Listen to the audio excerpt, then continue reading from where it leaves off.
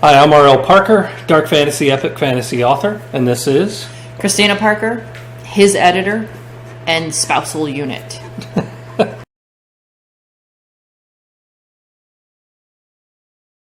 I need creativity. I need more creativity than that. Yeah. And anybody who really just wants to run a hack and slash campaign, More power to them. more power to you. But seriously, go play a video game. It's the same damn thing. You can get online and play one of those online shooters, and it's pretty much the same thing as a hack and slash campaign, and you have the same interactions with people. If you're going to run a D&D campaign, bring your game. Like, seriously, bring me imagination, bring me a place I've never seen and I've never heard of, and let me develop a character that is unique. It doesn't have to be some dragon kind weirdness. Give me an elf. I'll play an elf all day long. Yep. I'll play a human. I'm cool with that. I know they've got deficits. It's okay. But let me evolve a character. Give them a distinct personality and a backstory and create. That's one of the things I always forced you guys to do was write a backstory. Come up with one. And we'd have private role-playing sessions for almost every character, every campaign. Yeah, and you basically you create this thing out of ether. It's smoke and mirrors, but you get invested in this character. Anybody as a DM whose whole game is to kill a party, I don't want to play with you. I don't, because I don't want to spend 2 hours rolling up a character for you to kill me at level 3. Now's when I tell her how many times I held back and flubbed rolls to not kill the party. But that's part of it, right? As DM, you hold supreme executive power, and you can go. Are you saying I had a mandate from the masses? You had a mandate from the masses, and strange women lying to puns. And you were smart and were like, if I kill this party right now, everybody's going to be mad at me. Yep. And then we're going to spend the next day rolling new characters and starting all over again. And that's building a character in my party was an investment, right? I never just took a character sheet from somebody and said, okay. It was, you had to sit down with me privately for hours, go through the character, explain your decisions to me. Why did you do your point allocations? Start talking about backstory. For some people, they wrote it up, and I would review it and go through it with them. Other people, we role-played their backstory. There's a couple characters like Darkstorm. We did some training day combat sessions, so she could get used to how to play that character. Yeah. Well, it was a combat style I wasn't used to, and it was an alignment I wasn't used to, so I kind of needed some practice. That first campaign she joined, where she brought in Cassie. That was your first character.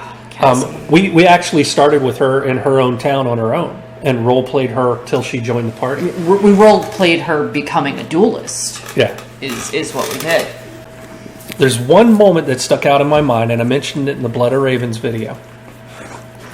There were a couple scenes where when I handed them over for her to edit them, I was like this in the other room, waiting to hear feedback because I knew there was going to be something. Because they were aha or reveal moments that I knew were going to just either A, blow her mind, or B, just make her freak out and go, yes, or something. What was your actual internal thought process with we won't mention the character, but the reveal of the girl on the beach? Oh, I was so excited. So that particular scene, now obviously. All right, so that scene. So that scene. Now, I freely admit there was obviously some player knowledge involved here.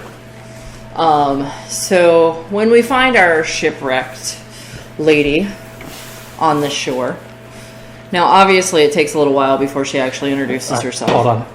Let me grab this.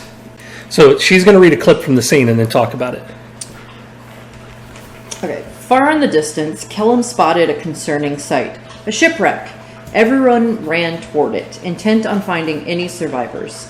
A small ship, barely large enough to sail the open sea, had smashed onto the rocks during the storm.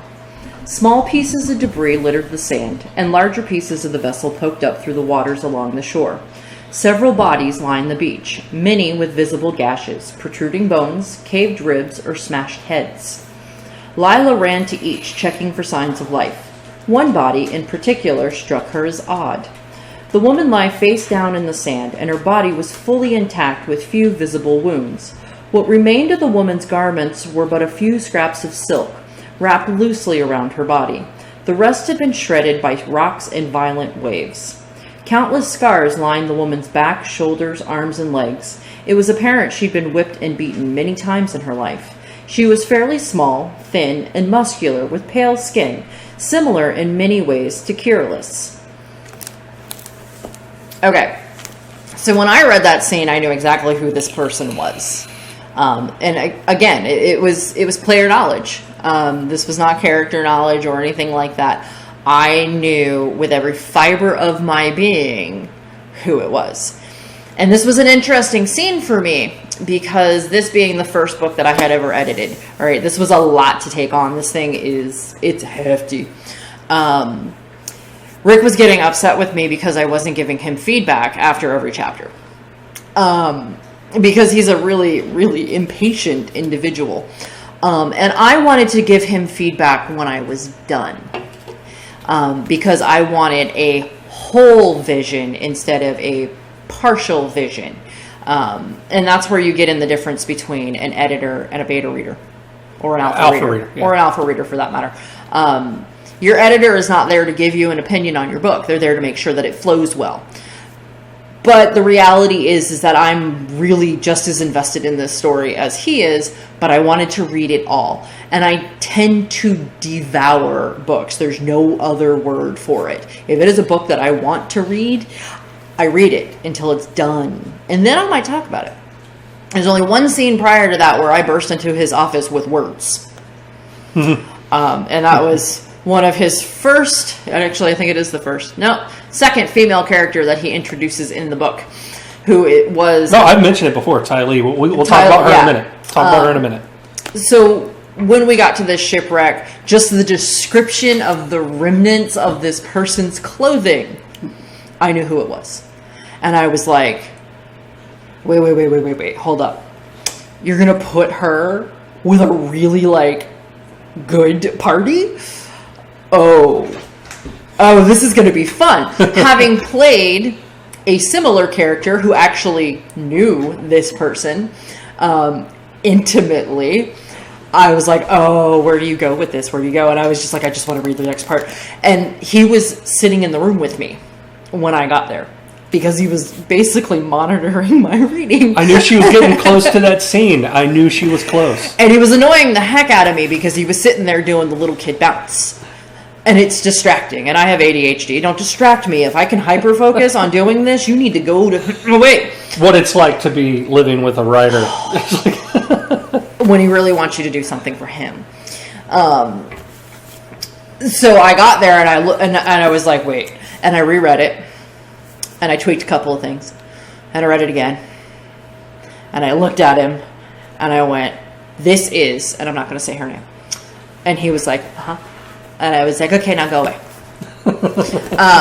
Obviously, it wasn't a book at that time. There was nothing that even looked like this. It was me and a laptop. She plowed through the rest of that chapter. But the rest of it, because I was like... She was like, I've got to know more, I've got to know more. I've got to know. I'm like, go away. Okay, so now let's talk hindsight. You've read the whole thing a couple times by now. Yeah, several times. Do you think her presence in the book was fitting? And I do. I think that she had to be there to set her up for where she's going. And so from my mindset, she also helped the party do what they needed to do. She was the catalyst. She did. She was your NPC. There's scenes that they would not have gotten through without her there. She was your NPC. She was your non-player character that was more powerful and helped the party get to where they needed to be. And someone sent her there because they knew that they needed that help. Right. Yeah. And I know who that someone is too. Yeah. It's revealed in the book. It's revealed in the book. It is. So read the book and you'll find out. So read the book. So Ty Lee. So Ty Lee pissed me off like there's no tomorrow. So this is a case of, like she said, she would prefer to read the whole thing and give an overall view. She didn't wait for that with Ty Lee. I couldn't. She saw that first scene with Ty Lee, which I knew was going to rile people up, but I also saw as just quite comedic. And I knew what my plans were for Ty Lee. She didn't yet. There was more written of Ty Lee that was available at that point, but she saw that first scene and she's like, you can't. And I did. I stormed into his office. I was like, you absolutely cannot make your first female character be that vapid. Like, And yes, I use big words. So if you see big words in the book, they probably came from me. Come on. I was like, you cannot. And he looked at me like, what the hell does vapid mean? And I was like, you cannot make her be like the stereotypical fantasy girl. Like, stop it. She's an airhead. Like, she worked out, didn't she? And he just kind of looked at me and he let me rant, because I did. I totally ranted. And he was like... it was half an hour. He was like, babe. And I'm like, what? And he's like, you need to go read more. I'm like, are you telling me that she gets better? And he was like, just go read it. Yep. And I said, all right, fine. So literally in a huff and in anger, I went and proceeded to edit this book, because I was ready to be like, you better start rewriting now. And that's like 2 chapters in. So and I did. And she does evolve into a female character that you really, really want to know, and you want to see how she develops and how she evolves and what she's gonna do, because all of a sudden she goes, I don't want to be this way, or this isn't how I am. I'm actually smarter than this, but this is what I've been portraying. We can talk a little bit about that, because we can't reveal much just talking about this. Is that, with Ty Lee, there were always plans. I knew who she was going to end up being from the start, but I also knew what I wanted her to start out as. The big goal, the weirdness with her that you experienced at the front of the story was due to her living situation, right? She had the protective father that was overprotective, trapped her at home. Her only source of entertainment was riling her mother up. Right. And so I leaned into it. I'm like, okay, let's have an overdramatic for the purpose of getting attention teen in a medieval world. And how bad could that be? Let's flex it. Yeah. And I did, and that's what she saw at first, and she's like, all of the stereotypes of like a Victorian damsel, like fainting in the window, and give me a break.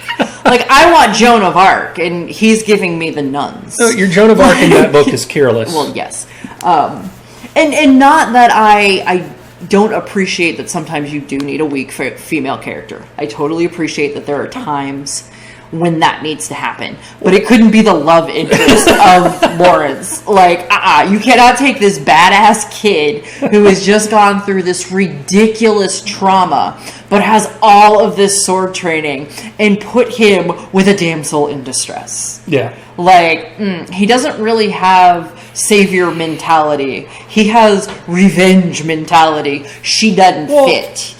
No, put it in perspective of him too, is this was the only girl he ever knew. Well, okay, so he grew up with this lifelong crush, and it doesn't matter what that person is by the time they hit 17. That's your crush. It's not like he had other options, right? Okay. In his mind, he did. In his mind, he didn't. So yeah, I mean, he could have just as easily just gone to school and met Isabel.